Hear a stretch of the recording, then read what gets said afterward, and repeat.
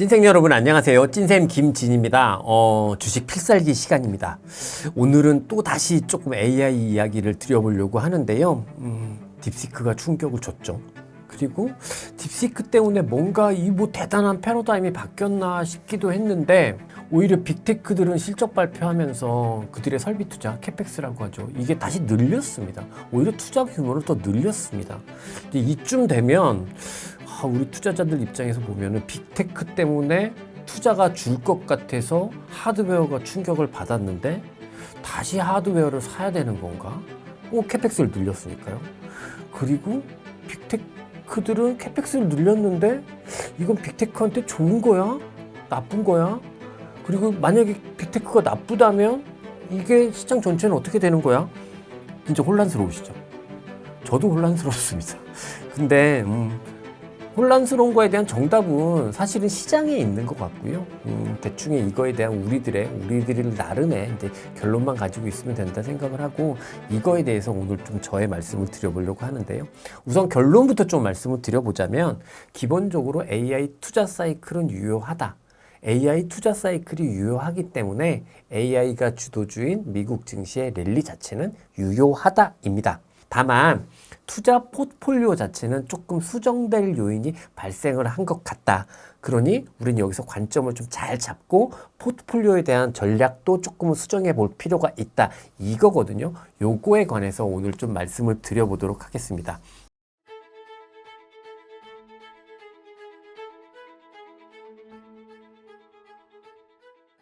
네, 그게 사람들이 딥식 이야기만 하지만 사실 딥식 지나고 나서 한 일주일도 안 됐습니다. 오픈 AI에서 O3 미니라는 걸 이제 공개를 했는데요.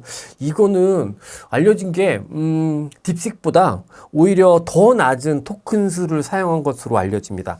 제가 그래프를 하나 가지고 와봤는데 이걸 보시면 맨 왼쪽에 있는 게 그 바로 O3 미니거든요. 그러니까 모든 언어 모델 중에서 가장 작은 수의 토큰 가격이 형성되어 있습니다. 이런 이야기는 뭐냐면 결국은 O3가 딥식보다 더 저렴한 API 비용을 들였다. 이렇게 볼 수 있을 것 같아요.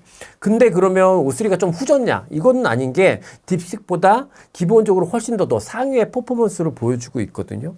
이것도 좀 제가 그래프로 가지고 와봤는데 맨 왼쪽에 있는 전문 지식 평가 같은 경우 보면은 이 전문 지식 평가의 점수가 O3 같은 경우가 75점이 나왔습니다. 근데 딥식이 70점이었거든요. 그러니까 딥식보다 더 작은 토큰 수를 사용하고 더 높은 평가를 받았다고 이야기할 수 있을 것 같고 코딩하는데 벤치마크 이 테스트에서도 보면은 이 O3 미니가 가장 높은 점수, 높은 퍼포먼스를 기록을 했습니다.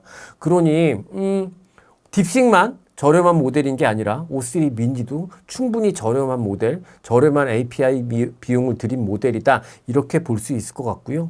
근데 여기에 좀 많이 알려지지 않았는데 하나 더 충격적인 게 그 이후에 2월 2일 날 오픈 AI가 딥 리서치라는 그런 모델, 새로운 좀 어려운 상위 모델을 공개를 했는데요. 요게 조금 더 의미가 있는 것 같아요. 제가 그래프를 또 요걸 하나 가지고 와봤습니다. 이게 뭐냐면 그 휴머니티 라스트 exam이라는 테스트인데요. 이게 한국말로 바꾸면은 인류 최후의 시험? 이게 가장 언어 모델들이 통과하기 어려운 높은 스코어를 기록하기 어려운 테스트라고 해요. 근데 그래프를 보시면 딥시크 이전에는 정답률이 10%를 다달하지 못했었거든요. 근데 요번에 이 딥 리서치 같은 경우에는 정답률이 25%까지 그냥 정말 기록적으로 끌어올려진 것을 알 수가 있습니다. 그러면 요거 두 개를 좀 정리를 해볼게요. 현재 상황 이제 AI 모델은 딥식 이후에 진짜 엄청나게 빠른 속도의 개발 경쟁이 나오고 있는 것으로 보여질 수 있고 본격적인 개발 경쟁이 조금 더 진일보하고 있는 상황이라고 판단할 수 있을 것 같아요. 그리고 이 진일보한 경쟁은 단순히 성능 경쟁을 뛰어넘어서 이제 비용의 효율성까지 초점이 맞추어진 그런 경쟁을 보이고 있다. 이렇게 우리는 좀 전반적으로 AI 모델의 지금의 현재 상황을 정리해 볼 수 있을 것 같습니다.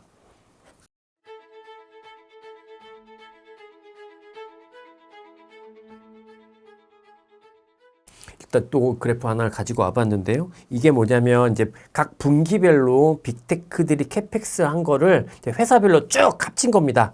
맨 위가 메타, 두 번째가 알파벳, 중간이 마이크로소프트, 밑에가 이제 아마존인데요. 이게 그래프에서 딱 보시는 것처럼 오히려 이번 분기에 이 빅테크들의 캐펙스 규모는 더 증액을 했고, 더 중요한 포인트는 뭐냐면 이 증액되는 포인트 규모 자체가 이게 또 드라마틱하게 상승폭이 더 커졌다라는 게 그게 가장 핵심적인 부분인 것 같아요. 근데 잘 보면 이번에 빅테크 분기 실적은 보면 이 결국은 이 AI라는 전체 사업에서 가장 중요한 부분이라고 얘기할 수 있는 클라우드 컴퓨팅 같은 경우에는 메타를 제외하면 모든 이 알파벳, 마이크로소프트, 아마존 이 모두가 다 실적이 미스가 났거든요.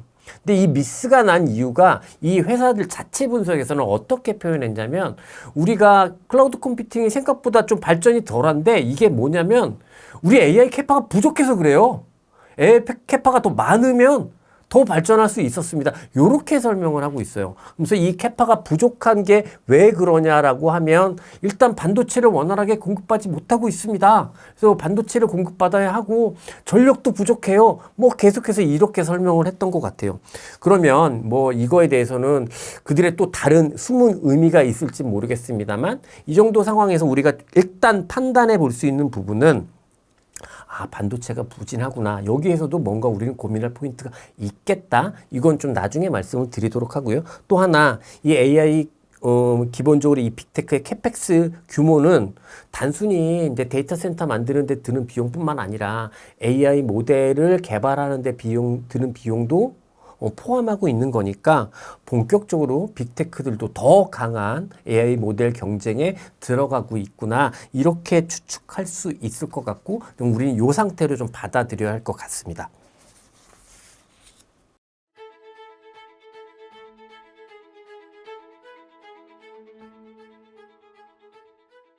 네, 사실 이 부분을 진짜 정확하게 알면 그러면은 우린 투자하기 너무 쉬울 것 같아요. 왜냐하면 이들이 어디에 포커스를 맞춘다고 딱 아는 거니까 우린 거기에 가 있으면 되겠죠. 근데 이건 아마 모든 빅테크들의 최대 회사 기밀이지 않을까 싶습니다.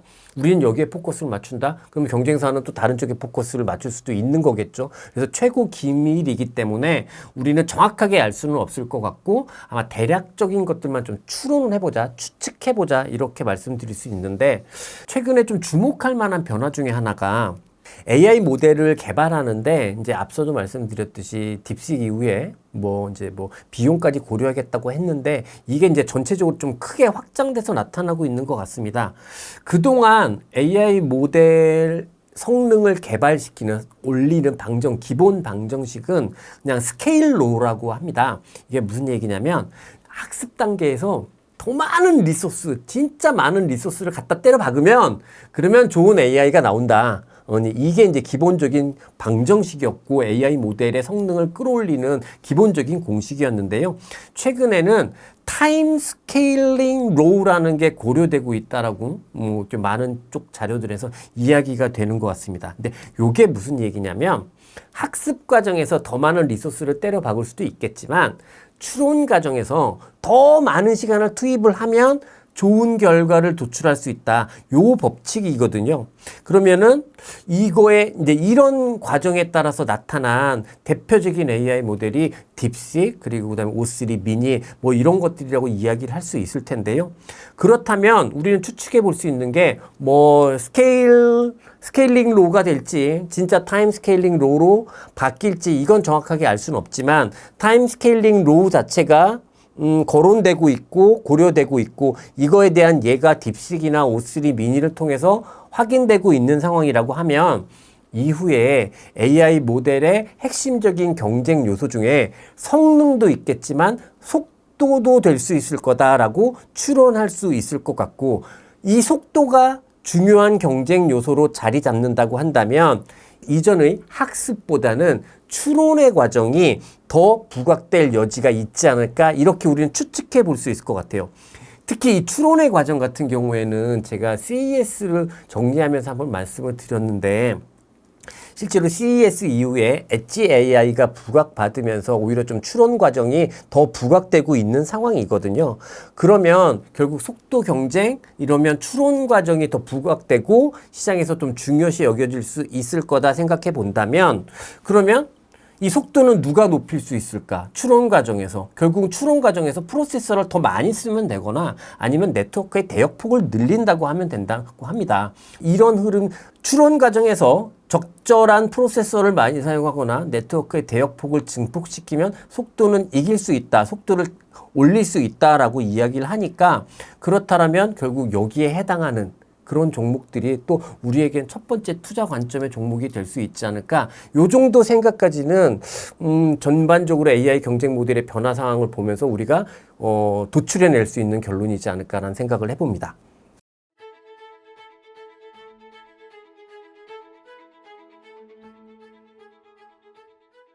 네, 일반적으로 보면 이제 엔비디아로 대표되는 범용 GPU 같은 경우에는 연산 속도나 효율 측면에서는 에이직 반도체, 브로드컴, 마벨 테크놀로지의 에이직 반도체 대비해서 좀 불리한 대신에 다양한 연산을 하나의 칩으로 유용하게 사용할 수 있다라는 그런 장점이 있는 거거든요. 그래서 사실 AI가 학습이 중요시되는 시점에서는 압도적으로 GPU가 필요했던 상황이고, 그래서 학습의 시대에서는 가장 대표적인 반도체가 엔비디아의 GPU였다. 최고의 반도체가 그것이었다. 이렇게 말할 수 있을 것 같아요. 만약에 추론의 과정이 조금 더 강조된다고 한다면 추론 단계에서는 상대적으로 에이직 반도체에 대한 기대가 더 커질 여지가 있는 게 아닌가라고 생각할 수 있을 것 같고요. 지난번에 실제로 AMD가 실적 발표를 했는데 에이직 반도체의 시장 침투가 점점 더 커지고 있는 게 AMD 입장에서는 리스크 요인이다. 이런 이야기들이 있었거든요. 실제로 그래서 에이직 반도체에 대한 성장 가능성이 또 고려되고 있는 것 같아요. 근데 이거는 우리가 말로만 떠드는 게 아니라 이미 주가에도 조금은 반영되고 있다고 생각을 하거든요. 우리 그동안 작년 상반기까지 전 세계 증시의 최고 화두 주도주 뭐였습니까? 이제 엔비디아였잖아요. 근데 정말 이 엔비디아는 이 AI 랠리의 기본적인 대장이었다. 뭐 이런 상징성에도 불구하고 최근에 보면 엔비디아의 포워드 PE가 26.5배 정도를 기록하고 있는데요. 이게 나스닥 평균인 27.8배보다 낮아져 있는 상황입니다. 실제로 하나의 사이클을 이끌었던 어떤 굉장히 상징적인 종목이 오히려 시장의 평균 밸류에이션보다도 낮게 평가받기 시작했다라는 부분은 우리가 조금 고려해 봐야 되는, 생각해 봐야 되는 부분이라고 생각을 하고요. 뭐야? 엔비디아가 이렇게 싸졌어? 너무 싸졌는데 좋은 거 아니야? 라고 생각할 수도 있습니다. 네, 그게 틀렸다고 말씀드리진 못해요. 하지만 이렇게 낮아진 밸류에이션은 이미 이제 주가에 GPU의 성장 속도가 둔화되는 건 아니야? 라는 거를 이야기해 주는 걸 수도 있다라고 말씀드리고 싶고요. 실제로 작년에 엔비디아 같은 경우에는 순이익 성장률이 135%였거든요. 이게 미국 상위 120개 종목 중에서 2등이었습니다. 그러니 상반기까지 주가가 날아다닐만 했죠. 근데 이게 올해 같은 경우에는 엔비디아가 순이익 성장률이 전체 미국 상위 100개 종목 중에서 58등 정도 되는 거로 예측이 되고 있어요. 그러면 결국 주가가 제일 똑똑한 것 같아요. 엔비디아의 밸류에이션이 왜 이렇게 낮아졌나라고 한다면 GPU의 성장 가능성, 성장률이 이렇게 둔화되고 있는, 이게 AI 전체 성장률이 둔화됐다고 볼 수는 없는 겁니다. 에이직의 부각이 있을 수도 있는 거고, 소프트웨어의 효율 때문에, 학습보다는 추론이 더 중요해졌기 때문에, 뭐 더 중요했다고 보기는 어렵지만 이전보다 추론이 더 중요해진 상황이기 때문에 이것들이 종합적으로 나타난 현상이라고 저는 좀 생각이 들거든요. 그렇다면 현 시점에서 엔비디아가 앞으로 주가가 하락할 거라고 생각할 수는 없을 것 같아요. 계속해서 성장하는 기업이라고 생각은 합니다. 다만 시장에는 아마 엔비디아를 능가하는 충분한 대안이 존재할 수도 있을 것 같다라는 거는 생각할 수 있을 것 같고, 이게 반도체로 국한을 해보자면 앞서도 말씀드린 대로 추론 과정에서 훨씬 더 유리하다고 평가받는 에이직 반도체 관련한 기업들이 그 대안으로 받을 수도 있지 않을까. 실제로 아마존 같은 경우 실적 발표 이후에 자체 칩 개발을 적극적으로 하겠다. 이건 결국은 에이직을 통해서 개발을 하겠다는 이야기니까, 이런 이야기들이 있으니까 우리가 엔비디아에 대해서는 한 번쯤 생각을 해볼 필요가 있지 않나, 이런 말씀 드리고, 에이직의 대신에 엔비디아의 대안이 존재해 보인다, 이렇게 말씀드리고 싶습니다.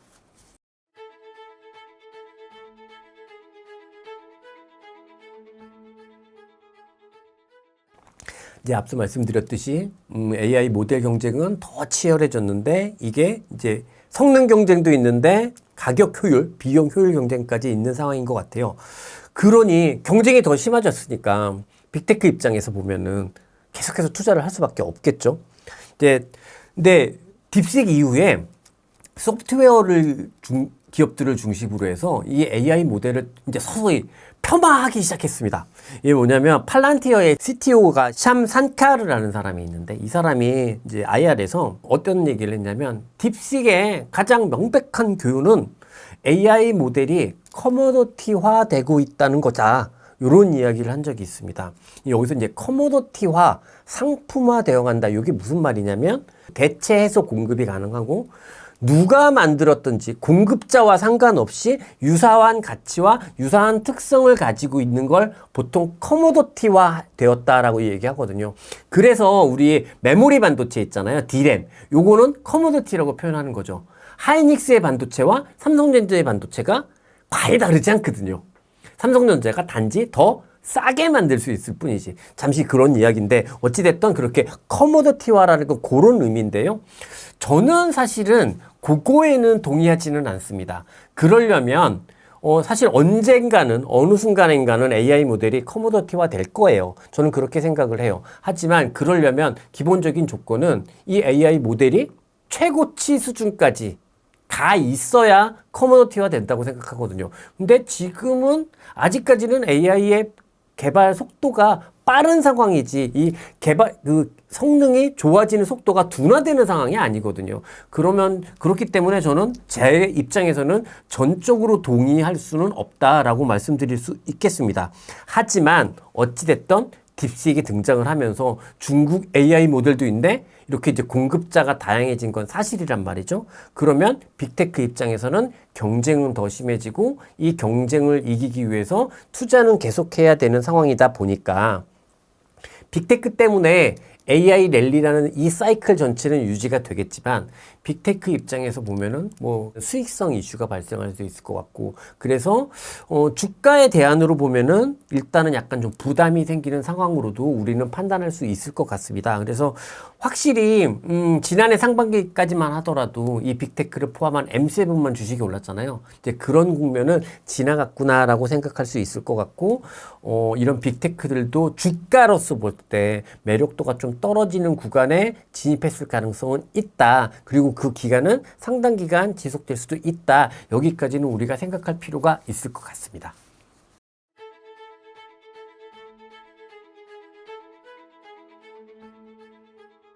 네, AI 투자가 AI 랠리의 중심입니다. 이거는 변하지 않는 사실이에요. 이 빅테크가 돈을 쓰기 때문에 다른 기업들이 계속해서 돈을 버는 거거든요. 그러니까 기본적으로 AI 투자 사이클은 오히려 더 증액되고 있잖아요. 그러니 이 AI 주가 랠리 자체는 유지된다라고 말씀드릴 수 있을 것 같습니다. 다만 그냥 이 투자 규모가 더 증액돼서 돈은 조금 덜 벌고 있는데 투자는 더 늘려야 하니까 빅테크한테는 조금 부정적인 상황이지만 기본적으로 AI라는 주도주, 시장 전체의 주도주는 바뀌지 않았다라고 저는 이해를 하고 싶고요. 그러니 이런 것들을 좀 고려해서 포트폴리오만 조금 수정할 필요가 있다라고 생각을 할 수 있을 것 같습니다.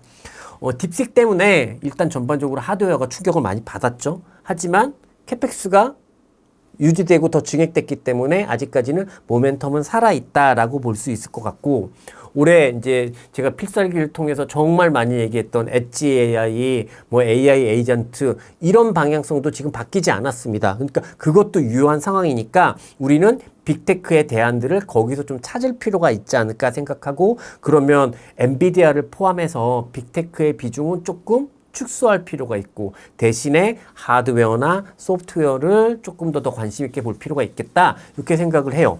그래서 어떤 하드웨어가 좋을까 여기까지 한번 가보게 된다면 딥식 이후에 주가 회복력이 제일 좋은 섹터들 그런 섹터들이 이미 주식은 이야기하고 있고 가장 주목해 봐야 되는 하드웨어 섹터다라고 생각을 하고 있고요. 그럼 보면 반도체에서는 확실히 에이직 반도체가 엔비디아보다 회복력이 빠르거든요.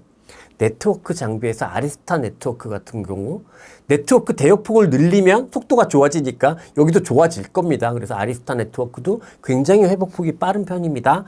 또 SMR. 의외로 하드웨어 중에서 가장 빠른 회복을 보여주고 있거든요. 그러면 그냥 우리는 시장의 흐름이 결국 우리보다 훨씬 더 많이 안다라는 정제하에 이 종목들을 좀 중요시 여겨서 볼 필요가 있다. 빅테크의 대안으로 포트폴리오의 비중 조절의 대안으로 생각할 필요가 있다라고 말씀드릴 수 있을 것 같고요. 그다음에 소프트웨어 같은 경우에도 이제 팔란티어를 필두로 해서 소프트웨어 쪽도 이제 성장 AI 에이전트가 있으니까 주목받고 있는 것 같습니다. 근데 단 하나 이게 있는 것 같아요. 소프트웨어 기업 같은 경우에는 실질적으로 수익화를 해내는 기업들이잖아요. 그러니 소프트웨어를 개발을 해서 발표를 했고 이게 진짜 돈이 돼? 안 돼? 이걸 가지고 주가의 흐름이 많이 갈리는 것 같습니다. 그러면 실질적으로 지금 AI 소프트웨어 업종 중에서 돈을 버는 회사가 많지는 않거든요. 팔란티어는 돈을 너무 잘 벌죠. 그런데 팔란티어 대신에 주가가 너무 많이 올랐죠. 뭐 그런 거인 것 같고요. 대신에 이제 팔란티어가 그래서 대표적인 주식으로 여전히 자리 잡고 있는 것 같고 조금 무거운 주식이긴 하지만 IBM이 지난번 실적 발표 이후에 AI 소프트웨어 쪽 실적이 좋다라는 이유로 주가가 되게 좋아지기 시작을 했습니다. 그래서 IBM 같은 주식도 무겁지만 관심 가져보실 필요가 있지 않나라고 생각을 합니다. 전반적으로 좀 정리를 해서 보자면 엔비디아나 빅테크 같은 비중은 좀 줄어들고 앞서 말씀드린 에이직 반도체나 하드웨어 네트워크나 SMR 그리고 소프트웨어 쪽에서 숫자가 찍히는 기업들 이런 쪽으로 좀 비중이 늘어나면 그러면 현 시점에서 뭐 정답이라고 얘기할 수는 없지만 가장 적절한 포트폴리오 구성을 할 수 있지 않을까 이렇게 생각을 합니다. 네, 이상으로 오늘 필살기는요. 딥식, 빅테크 실적 그리고 빅테크의 캐펙스 이런 것들을 이슈를 고려했을 때 우리가 AI 투자를 기본적으로 전체적으로는 어떤 관점을 가지면 좋을지 그랬을 때 실제로 투자 포트폴리오는 어떤 식으로 꾸리는 게 좋을지 이런 것들에 대해서 정답은 아니고요. 제가 가지고 있는 최소한의 가장 논리적인 가장 상식적인 대답들을 말씀드려봤습니다. 정답은 진짜 아닐 거예요. 하지만 제가 최선을 다해서 고민했던 그냥 논리적인 상식적인 추론이다 이렇게 이해해 주시면 좋을 것 같고요. 저의 생각이 여러분께 조금이나마 도움이 됐으면 좋겠습니다. 이상 주식 필살기 시간 마무리하도록 하겠습니다. 저는 찐쌤 김진이고요. 끝까지 들어주셔서 감사합니다.